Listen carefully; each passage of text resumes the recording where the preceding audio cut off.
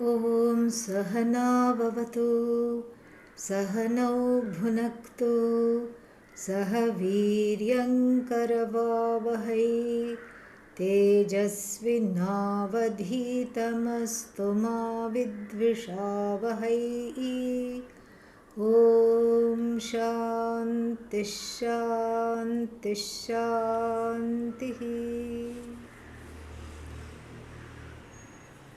Bodhasara class, at least that's what I think it is. So this is what we will be studying today. So last time we saw the continuation of this metaphor of the jnani going about her or his day, which is just like that of the ajnani. We shouldn't say ajnani, it sounds bad. Jnani wannabe. Okay, yeah. So it's similar, but each ritual is abstracted and symbolically looked at as one more step in the firming up of this knowledge and one more step in the deeper assimilation of this Brahma Vidya. So this is the concluding verses we'll be looking at today of this particular, not the section 16, but subsection 14 in section 16. So this is a very nice imagery we saw last time. What is that? Satya Swarupa is oneself. Oneself is Satya, meaning a lifestyle of living in truth, starting with speaking the truth and seeing the mithyatvam of everything. So it's a continuum. So truth speaking, satya bhashanam, leads to or helps in seeing everything as mithya outside of this body mind sense complex. I mean, even including this body mind sense complex is mithya, but we make this arbitrary and somewhat kritrimam, artificial distinction between inside and outside. So this world that one encounters, starting with one's own body mind sense complex, is a as though superimposition on that self, on that atma, which is free of the body, which is free of the mind. This is the ultimate expression or manifestation of satyam.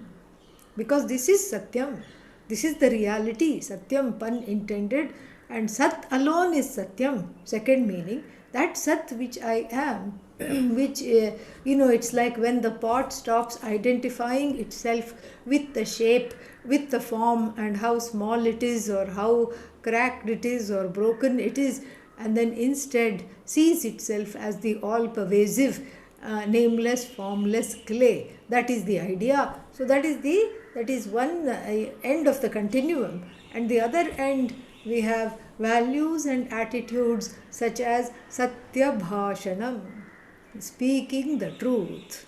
And how is speaking the truth connected to seeing oneself as the cause of the entire existence? Well, because that is the truth.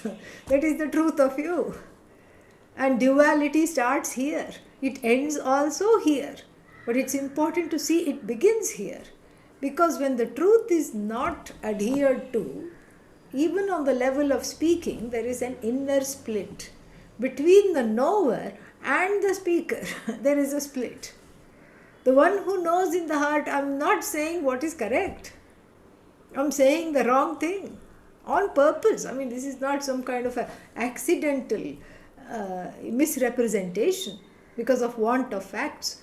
Or a adhyasa, like seeing the rope, seeing the snake upon the rope, is also a falsehood, but it is because of the duress of fear, etc. But here in Satya Bhashanam, in choosing not to follow Satya Bhashanam, there is a deliberate bending of the free will. The free will is bent backwards in a way that it is not accustomed to, and in a way that is contrary to its movement. Because generally the tendency is towards Satya Bhashanam. We see that in children. Even if somebody comes to the door, or you tell the child, tell them I'm not there. And the child will say, Daddy says, Mommy says, to tell you that they are not there. This is the inclination, this is the natural inclination, unless and until it is inhibited by socialization, by this whole idea of acceptability, validation from society and the pressures, etc., etc. This is our natural state of being, because this is how it is. There is a kind of what is that called? Arjavam, an alignment. Arjava means Riju Bhava. Rijuta. Rijuta means that there is an alignment between speech, thought, speech and action. What you think, you are free to say, because you are unafraid, because it's not unacceptable. That is living in truth. And what you say is exactly what you do. You don't promise one thing and then do something else entirely. So this is what is being talked about here, that Satya is oneself, and then the spouse is Shraddha. So this Satya Bhashanam leads to the understanding of, backed by Vedanta, of course. This Satya Bhashanam, the value of speaking the truth, and making that a deliberate value, leads to, with the help of Vedanta Shastra, leads to what? Leads to understanding oneself as the entire adhishthana of the whole universe. Leads to seeing that Sat alone is Satyam, everything else is Mithya. There is a continuum, the continuity there is this continuum. So at one end of the continuum where this can be practiced, truth speaking is an important practice to get rid of the inner Dvaita, the division between the knower who is abusing the free will and the one who is speaking. There are two different entities. The one who knows I am not to do this, and the one who is doing it anyway. And so that duality is resolved through the practice of Satya Bhashanam, and that becomes the Yajamana. So truth becomes Yajamana.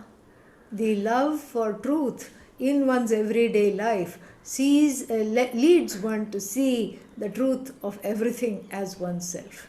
So that love of truth is a cultivated value, and even though it's there naturally, it is inhibited and suppressed by social pressures, as we saw.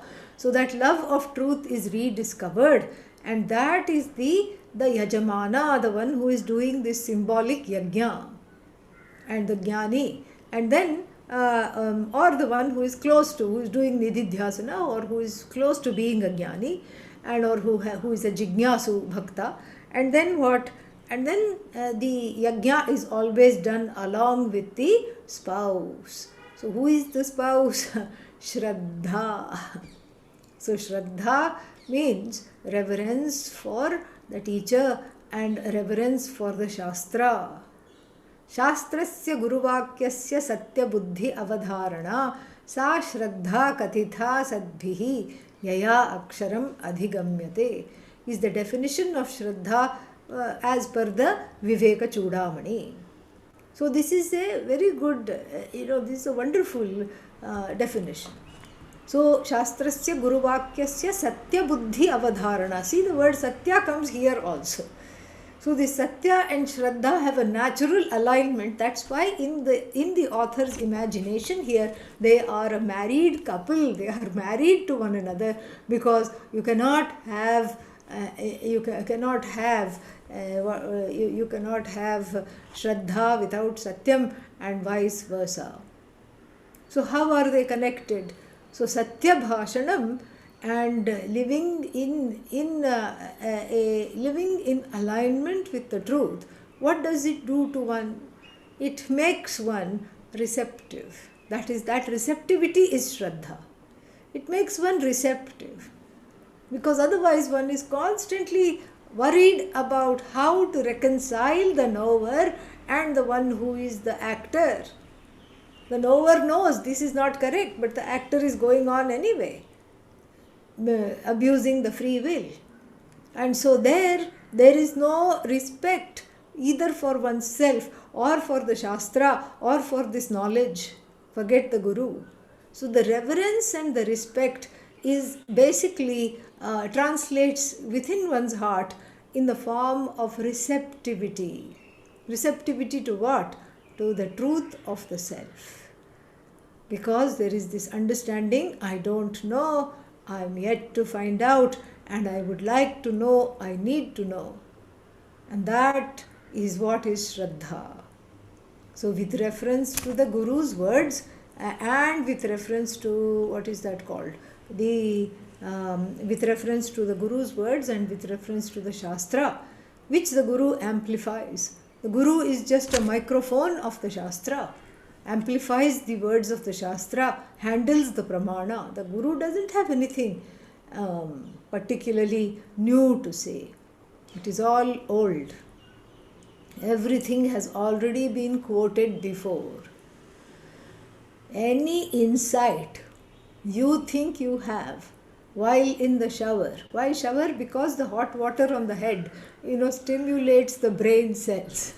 So any insights you think you have had in the shower has already been thought of, has already been taught. If not by your Guru, by your Guru's Guru, or your Guru's Guru, or some Guru somewhere. Already, Vedanta is best described as been there and done that. Already. Already been there, already done that. Nothing new to discover. But still, Ascharyavat pashyati kashchidenam, Ascharyavat shrunoti kechid anyaha. And then, Ascharyavat shrutva api naveda kashchit.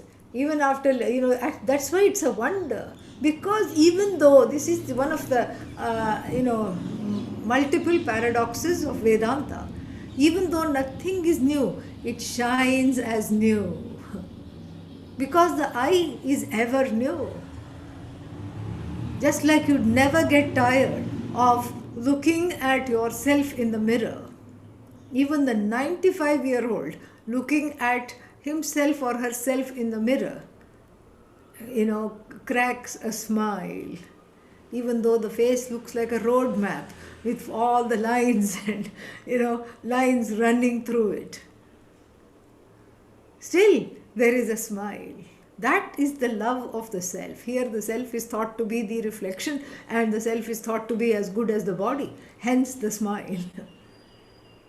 So, the love of the self is so much there that one looks at it anew each time. The Atma is ever fresh, ever new, does not carry the painful memories of one's childhood, does not carry mishaps, accidents, does not carry the trauma. Atma is that which doesn't have PTSD. That is the definition of Atma. And so this is why it is a joy and it's a surprise to discover it all the time, anew. The word for Atma used in the Kathopanishad and the Bhagavad Gita is Puranaha. Puranaha. It's a made up word. Which it is a word. The Vyutpatti is very nicely made up. What is the Vyutpatti? The derivation is Puraha eva navascha. That which is ever ancient and ever timelessly old, and then that which is ever fresh by a strange contradiction, strange paradox. And so Vedanta is what? Been there, done that. Been there, done that. And this is very well illustrated by an incident in one of the senior disciples of Pujya Swamiji, his life, Swami Paramarthananda ji. And this is an incident which Pujya Swamiji always quoted and talked about in his talks. So one day, when Swami Paramarthananda was teaching, he just felt like he had discovered a new connection, a very interesting connection between something or the other when he was teaching some Panchadashi or something. And he was thrilled.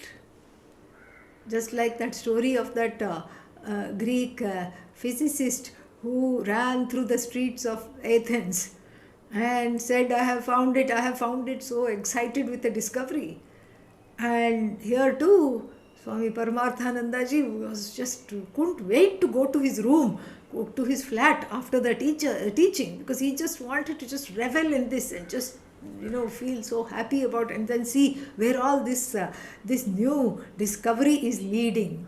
Then he, when he went to his back to his place, he then thought, let me just look at my old notes which I have studied from Pujya Swamiji, and then let's see what he has to say about that. And all of those quote unquote discoveries that he thought he had broken some Vedanta ground. No such things. It was all there in his notes. It was all there in Pujya Swamiji's speech, which he had faithfully taken down a decade ago. This is the joy. Ever fresh, ever new. And one doesn't remember because there is so many things going on. But it is there. It is there. That's how in the teaching moment it comes out. And so this is Shraddha, the willingness to see that there is nothing more needed other than to be in a place of receptivity, other than to be in a place of acceptance, other than to be in a place of being ready to dismantle blocks. And because these blocks come in the way. And then finally, Shraddha, we have seen a lot of Shraddha recently when we started this section also. This section began on Shraddha. So finally, I will remind you what we just did earlier on Shraddha. And what is that? Shraddha finally means regaining the trust that was lost in childhood due to the shenanigans of the primary caregivers. So, this is what happened. The caregivers turned into caregivers, and then the whole, because they are also fallible, they were also fallible, and also because even if they did the right thing, the child did not understand. The child thought they were, they did something wrong or bad. The internalization of the actions of the caregivers sometimes is due to the child's own adhyasa, mistakes. And so therefore, the growing up that one has to do in order to take Shraddha as the spouse, meaning make a lifelong commitment to Shraddha, means the sakara lopa has to take place, dropping the sa or the s from the caregiver, dropping that from the standpoint of being willing to trust again. This is the key to Shraddha, daring to trust again. But how to trust? Everybody I trusted has let me down, let me down, let me down. Therefore, you don't trust in the person and hope they are infallible. You place your trust in the infallible and discover that to be Bhagavan, which is an extension of yourself. That's why we don't say Bhagavan is infallible. That's a setup. Because that is a subjective statement. Oh, yesterday I prayed and today I got what I wanted. So Bhagavan is infallible. Because she gave me what I wanted. This is a setup.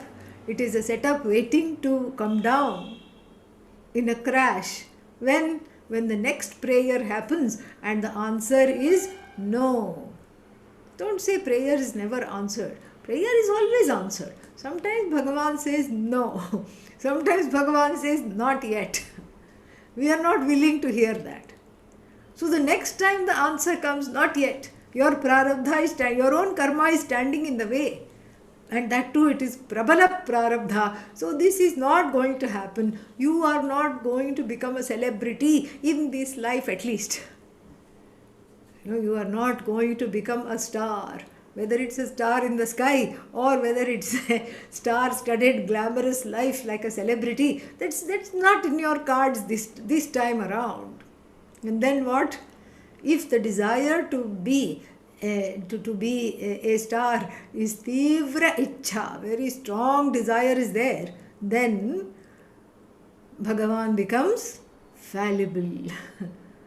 And so therefore we have to make this sentence to Shirshasana. It has to do a headstand. That which is infallible is Bhagavan. Anything I cannot change, Bhagavan. Anything that I cannot alter is Bhagavan.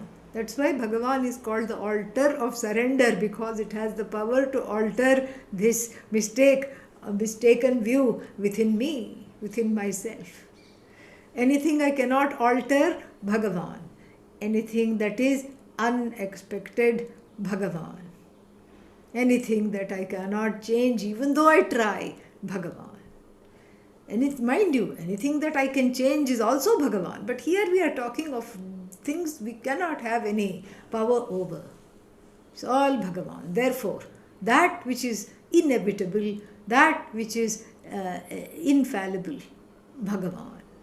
This is the beginnings of Shraddha. This is commitment to seeing that which is objectively true, which is Satya. Satya Bhashanam leads to Satya Darshanam. That which is objectively true sans the subjective veneer of the Ragadveshas. Bhagavan. So then what is Bhagavan? Whatever you cannot change, Bhagavan. Whatever is to be seen, Bhagavan. Whatever is to be accepted, Bhagavan. Wherever you go, Bhagavan. And then if there is a road that says do not enter, definitely Bhagavan. Detour, turn back, Bhagavan. It's all Bhagavan. And the ability to see that is Shraddha. Very beautiful value. And so that commitment is the marriage of Satya and Shraddha, is the foundation for Vedanta. He is going to say that. But first, let us look, before we come to that verse, let us look at what is the yajna that this couple called Shraddha and Satya are going to perform. This is called Agnihotra, a simple yajna, because the householder's life is very busy, and so this is offered Agnihotra karma, and there are only two offerings, two ahuti, so ahuti, dual, long e, like matihi, mati, like that. So dual. So there it's a long one. So let us see this. Dve ahuti juhotyete, dve ahuti juhotyete, agnihotra vidhanatah, mamata prathamam hutva, ahanta cha juhuyat tatah. So Satya and Shraddha is the couple that are doing this yajna. And so if that is the couple who is those are the worshippers, then what will the ahuti look like? Your ahuti is not going to be made of a spoonful of ghee. So what is this spoonful of ghee? The first spoonful of ghee is mamata. Mamata means what? In fact, it is a very common Indian name for women. Mamata. So many people are named Mamata. But if you are jnani wannabes, please don't name your children Mamata, which means minus. Mama literally means mine. Sixth case of Asmad Shabda. Aham avam vayam, mam avam asman, maya avabhyam asmabhihi, Mahyam avabhyam asmat. Mat avabhyam asmat. And then sixth case. Mama avayoho asmakam. Mama, mine. And then, there are two suffixes to make something an abstract noun. One is called twa, tvam, not in you, but here this is a suffix which makes it a neuter abstract noun. Like manushya plus tvam, what does it give? Manushyatvam. Manushya, human being. Manushya plus tvam, manushyatvam, humanity. So one can lament, what has happened to the manushyatvam these days? Where is the humanity? So this is manushyatvam. Or you can make the same thing into a feminine noun by adding the suffix ta. Manushya plus ta, manushyata. Same thing. So here also, to make an abstract noun of mama, mine. Mama means mine, belonging to me. And then this belongingness to me, if I want to say, mineness, the state of belonging to me, mineness, then I can add mamatvam, neuter noun, neuter abstract noun, or you can make it into a feminine noun and say mamata, mamata, mineness. A sense of this is all mine. As I have said many times before, the world is divided into two for every person. Two portions. What are they? First portion is called mine. What is the second portion? Not yet mine, or yet to be mine. So this is how the world is divided. Mine, me, my people. These are my people. These are my things. Don't touch them. These are all my. And when there is an excess of mamata, then Bhagavan just hides somewhere in the debris of all the belongings, because what else will Bhagavan do? It's like that TV show called Hoarders. When the TV crew came, they couldn't even go inside, full of boxes. The woman a shopaholic, the man an alcoholic, and the house a big chaos and full of all kinds of things. And then the TV crew is coming to highlight this situation and then clean up everything. Do some marjanam, sweeping up and cleaning up. And so they had to move a lot of boxes out of the way. Then in one of the bedroom, when they moved a box, wow, sound came. The pet cat that was lost for 3 days emerged. It was all, the kitten was locked up behind all kinds of boxes, dehydrated, had to be taken to the vet to get some fluids. This is what, this is the state of one's being. So when there is no satya and when there is no commitment to Shraddha, the inner house, the heart, it becomes hoarded with all kinds of mine. This is mine, this is mine. So what's wrong in saying this is mine? That is after all an objective statement. Yes, it is objective, all right. Yes, you paid for it and it may be yours. However, small details have to be carefully noticed over here.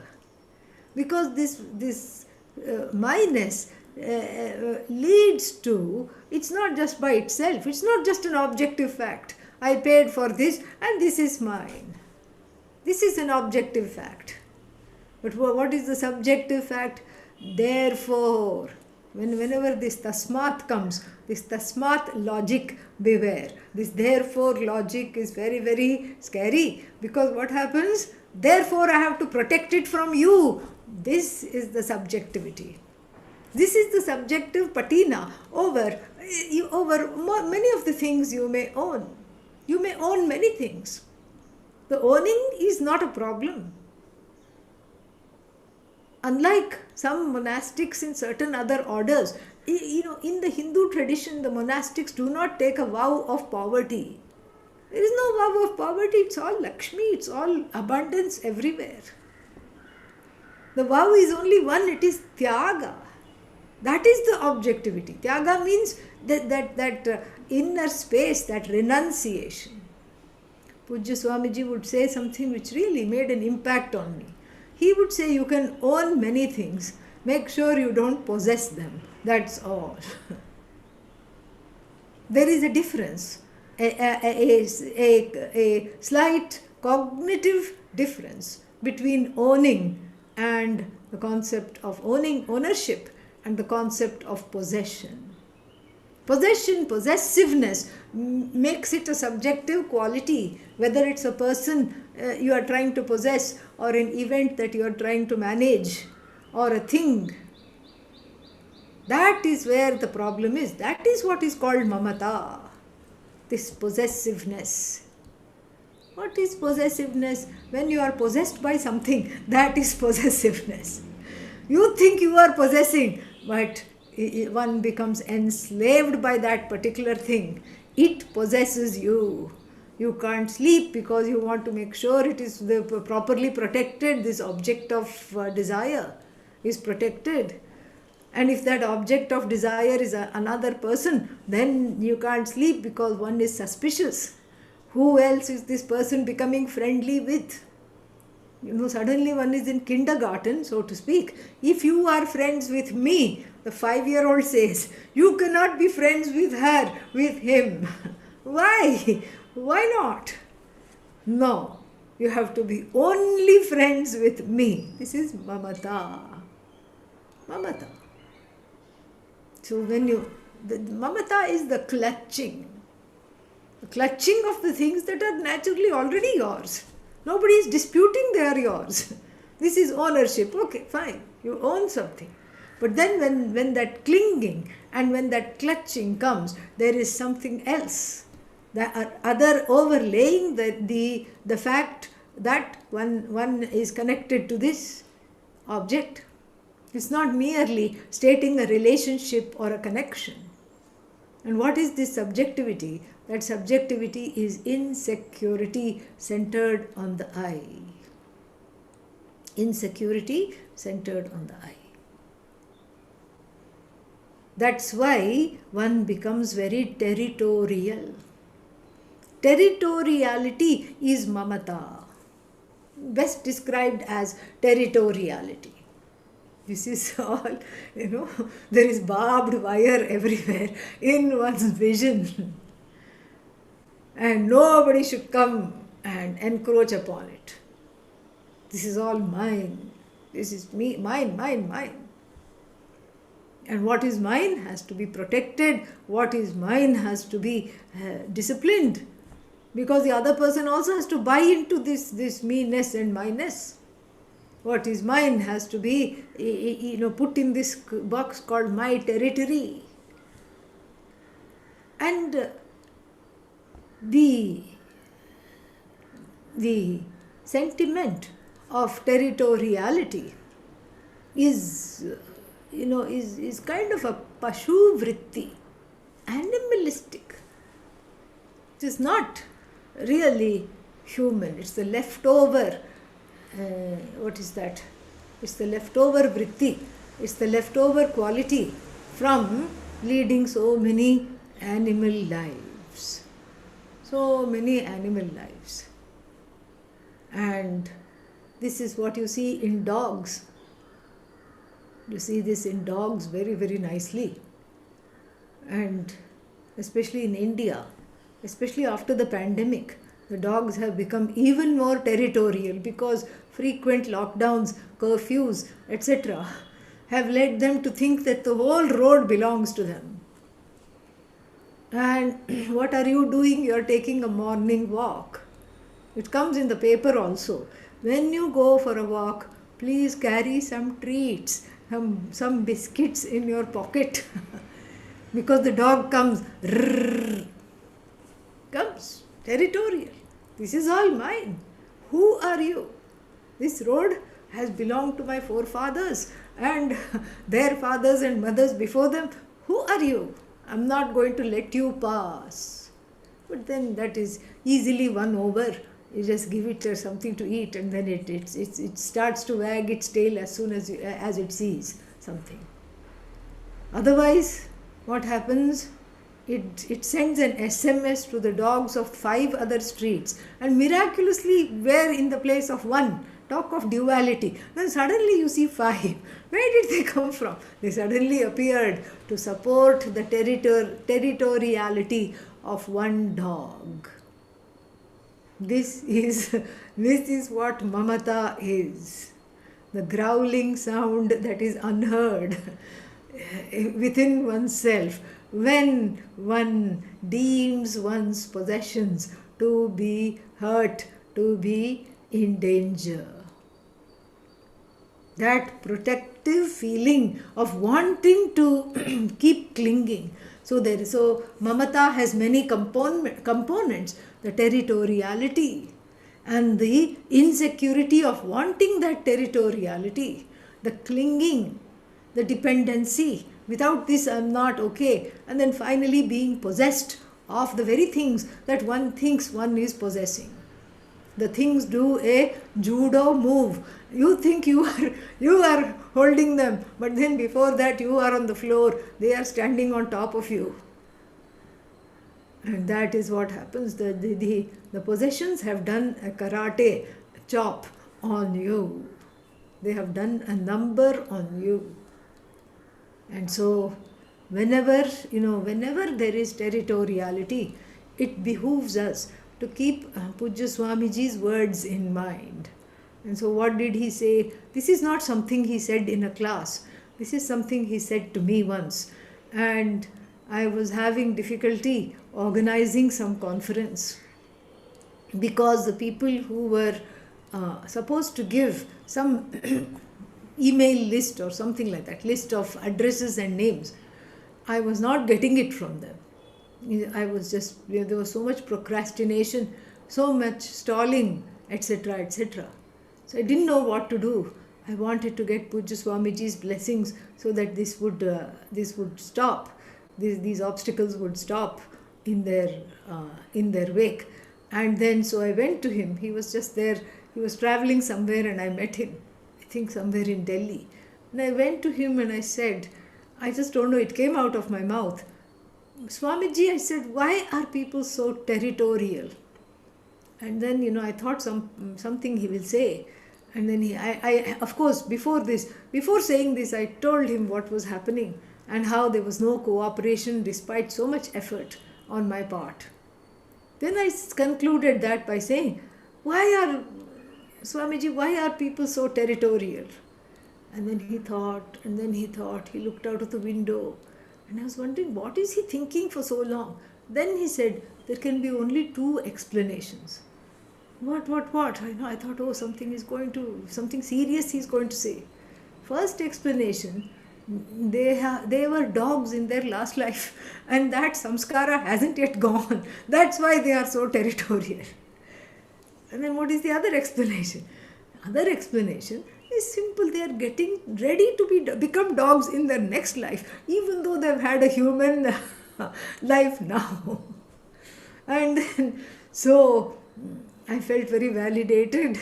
But then see, that was Pujya Swamiji's blessing. That was his way of dealing with the world. He could validate and he could in that same vein also give knowledge.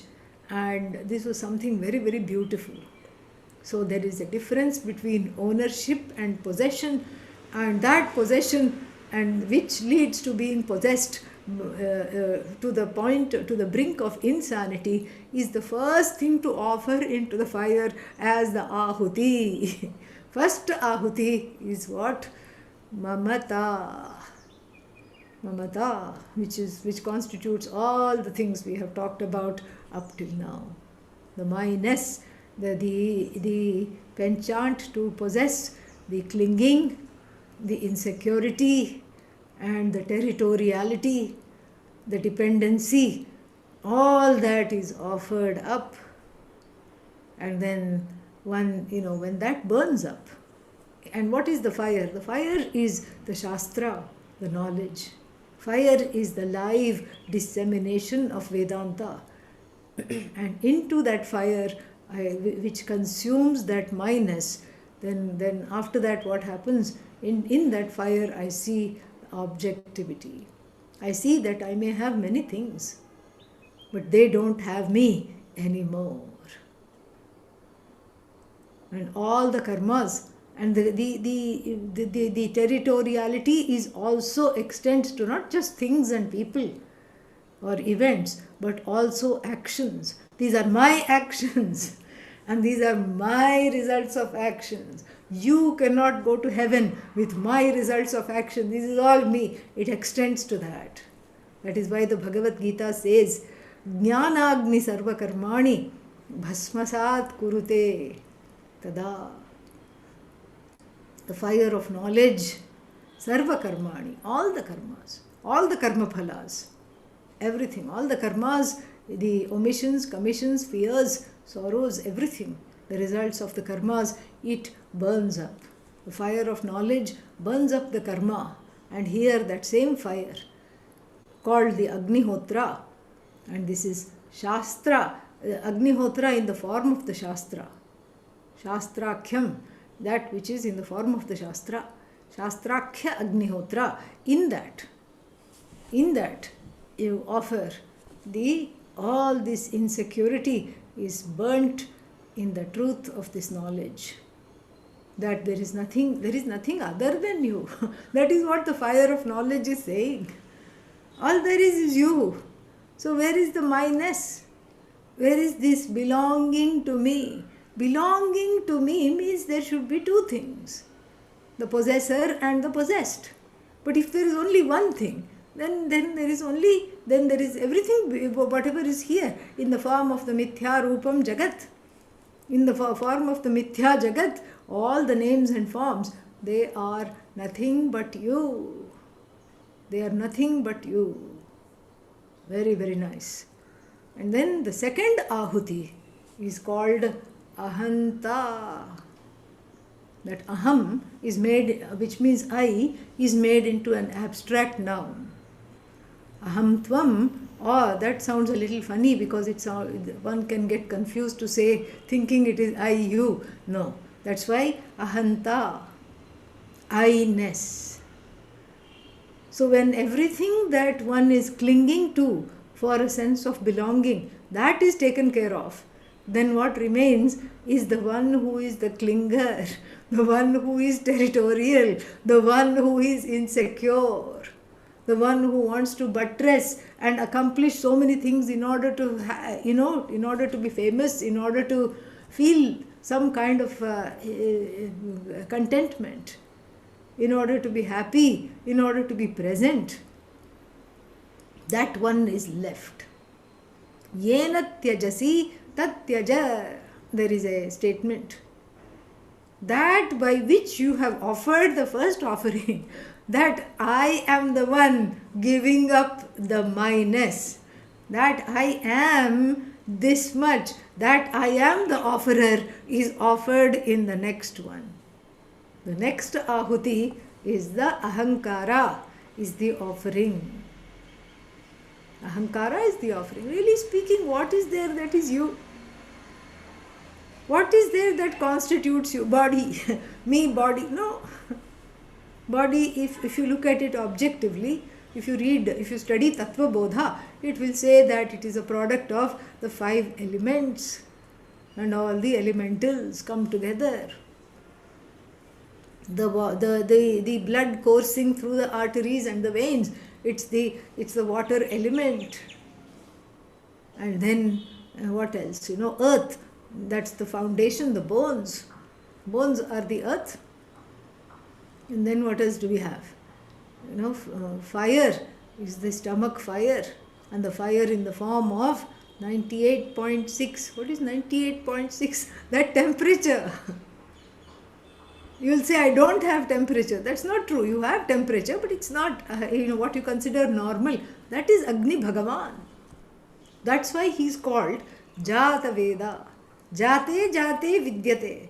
The one that is understood at birth. Because when the midwife or the gynecologist or whoever delivers the baby, they touch the baby.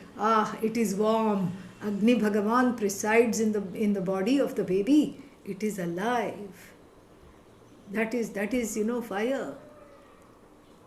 Air, of course, is there. Between the joints, the clicking sound is that popping sound. Air. Stomach, air. Sometimes it's there in the head too. That's why some people say, I am an airhead. Yeah, that is how it is. Space, of course, is there in the head. That's why one says spaced out. Space is there in the stomach. Space is there so many places. This is just the body is an amalgam. That's why it's called Sanghata. It is put together. Karya Karana Sanghata. It is put together for a specific purpose. So that is not I. This is a matter for observation. You had nothing to do with this body. No, I didn't do anything with this body. My mother made the body. Really? Your mother made this body? Go and ask your mother, if she knows how to make the kidneys. Mom, do you know how to make kidneys? She will say, Beta, I know how to make rajma, kidney beans. I can make not kidneys. I don't know how to make kidneys. I don't know how to make liver. I don't know how to make brain. Obviously, I don't know. Otherwise, you wouldn't be asking me these questions. The mother will say, I wish I knew how to make the brain, because I would have given you a better set of brains so that you don't ask such questions. So mother doesn't know, much less the father. How? How is it that this child is incubated to just a minuscule perfection, a minuscule version of a perfect body-mind complex? How? Bhagavan. Obviously, you are not the author of your body. Neither is your clan or lineage the author of your body. You are not the author of your mind. And that's why it's such a mess. Perhaps, previous karmas come in, so many things come in. You're not the creator of your mind. You're not the creator of anything. It's all Bhagavan, Bhagavan, Bhagavan, Bhagavan, Bhagavan. Nothing. What can you create other than perhaps some confusion? Nothing else you can create. And this is something that is widely accepted in, regardless of the religion. This is widely accepted. Even in the Bible, there is one story. There was some kind of a war, a fight between God and man. I don't know why man, but okay, no, it doesn't matter. That's how the story goes. So then, supposedly this man said to God, whatever you do, I can do better. And God said, the challenge is on. You go first. And so the man picked up a clod of earth. And God said, put it down.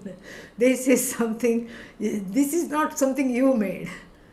You say whatever, I can top what you made.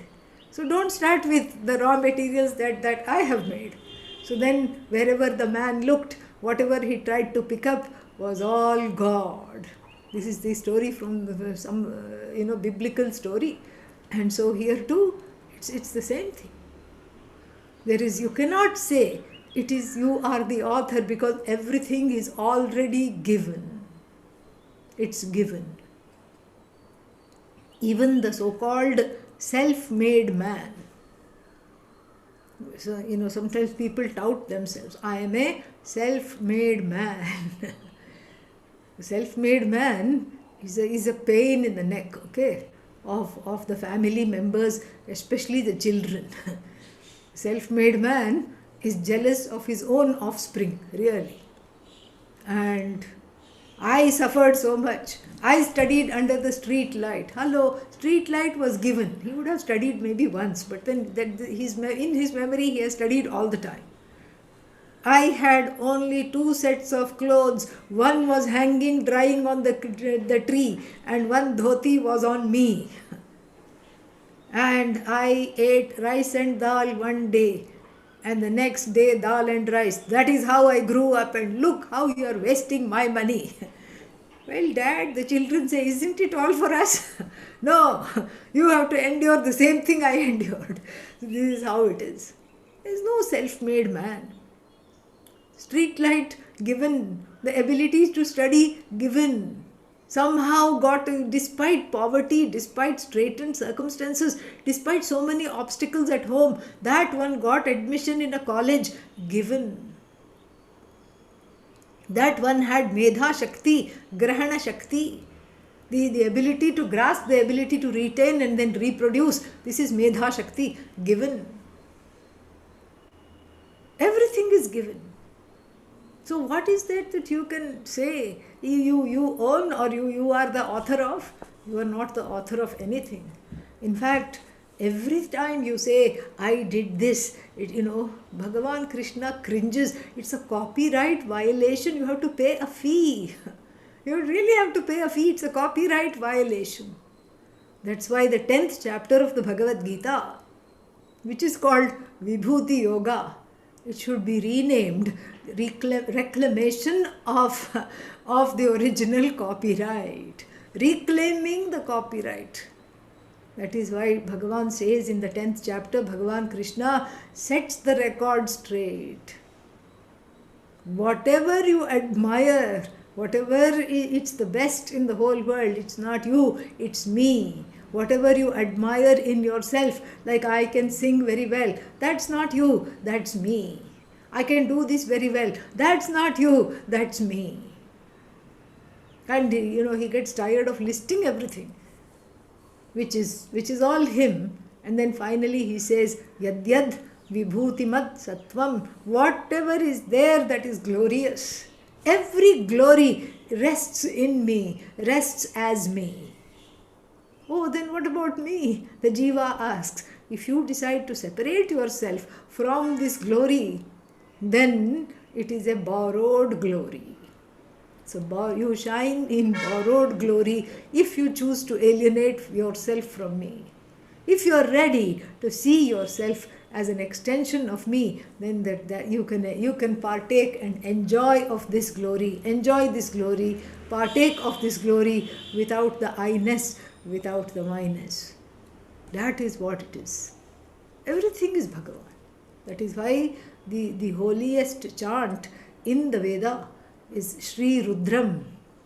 It has the 300 namahas in the first portion. Namaha. That is why it is called Namakam. Namaha, Namaha, Namaha, Namaha. Every single thing that you think of, that you rarely think of, is just seen as a manifestation of Bhagavan, is seen as belonging to Bhagavan, is seen as authored by Bhagavan. And so that's why Iranyaya Namaha. Iranya is some kind of desertified places. Unto that which is Bhagavan, Namaha. So many things, Namaha. Namaha to the women carrying water early in the morning as the sun rises into an orange. Namaha. Namaha to the people that are, by contrast, active at night. Naktancharaha, Naktancharebhya Namaha. The pickpocket, all the people with nefarious activities. Why? Because the Pati, the Lord of all of them, when they are ready to repent, is the same Lord that is here, that is allowing them to be, and then in the process helping me to get Vairagya. This is very beautiful.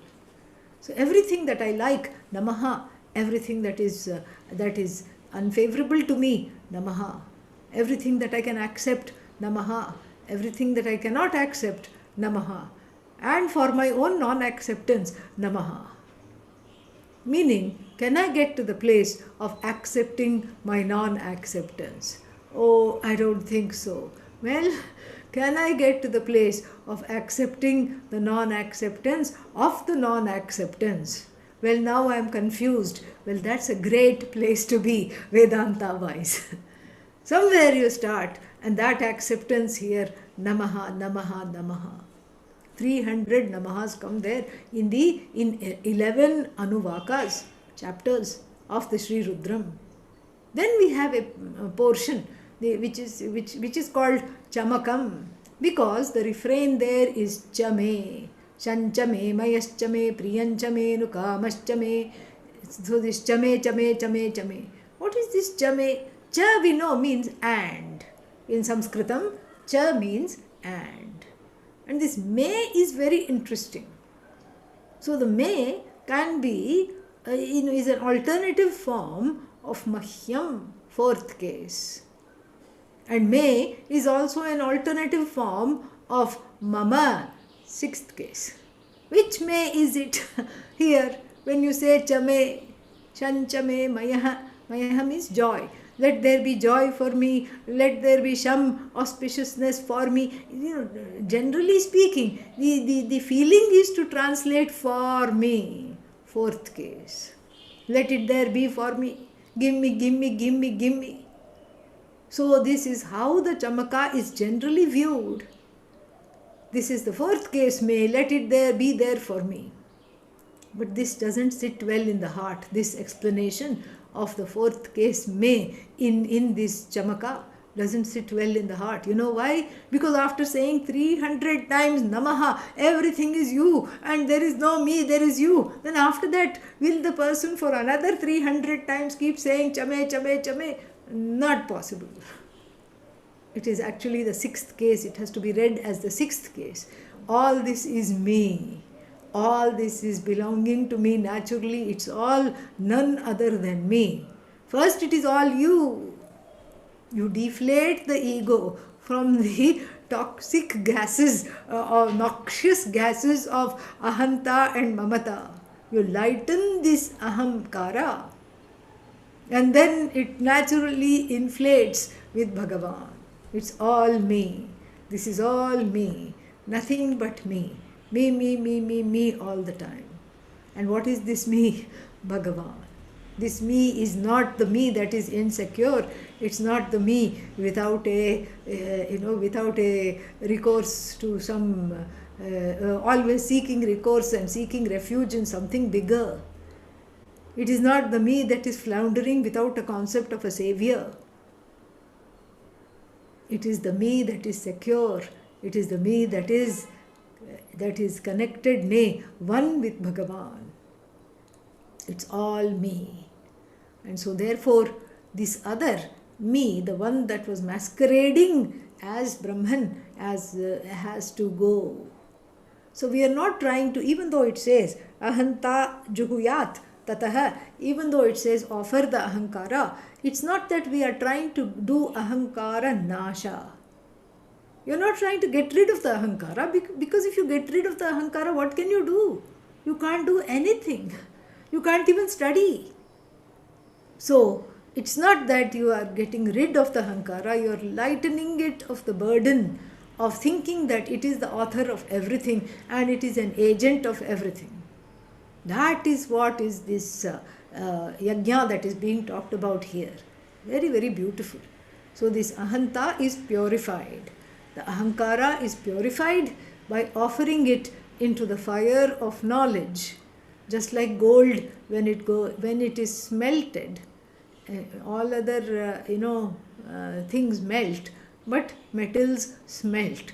Okay, so when the gold is smelted, then it is made into liquid and strained, because all the ore means the not gold portions, such as iron and the amalgam of other minerals and metals are strained away, and that gold is purified. So similarly here, if the ahankara is like gold, it is not gotten rid of. It is made to melt, it is made to bend, it is made to let go of all the other things that do not belong. The impurities, the raga, the dvesha, the minus, all that is taken away. And then the ahankara shines as Brahman, ready to be receptive to this knowledge. More we will see next week. Also we have same time, because in February I have some travel, so it may not be possible to meet in the latter half of February. So we will meet the next week also, and tomorrow Mundakopanishad. Okay, all right. ॐ पूर्णमदः पूर्णमिदं पूर्णात् पूर्णमुदच्यते पूर्णस्य पूर्णमादाय पूर्णमेवावशिष्यते ॐ शान्तिः शान्तिः शान्तिः हरिः ॐ श्रीगुरुभ्यो नमः हरिः ॐ थैंक यू धन्यवादः हरि ओम् ॐ thank you very much thank